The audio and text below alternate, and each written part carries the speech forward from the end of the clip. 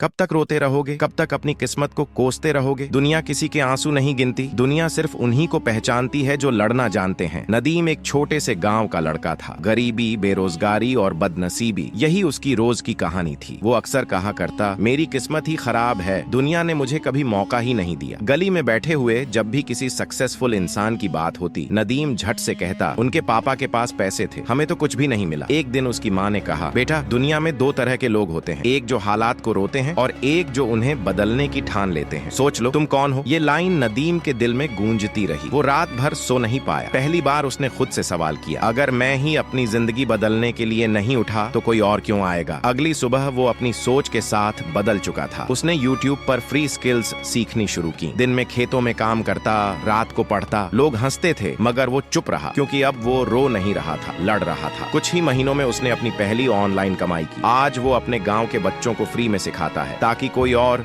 नदीम सिर्फ किस्मत को ना कोसे बल्कि कुछ कर दिखाए। जिंदगी को कोसना आसान है, बदलना मुश्किल। लेकिन याद रखो, तुम सिर्फ उसी दिन हारते हो जब तुम खुद को हारने देते हो। विक्टिम मत बनो, फाइटर बनो, क्योंकि तुम्हारे अंदर वो सब कुछ है जो दुनिया बदल सकता है।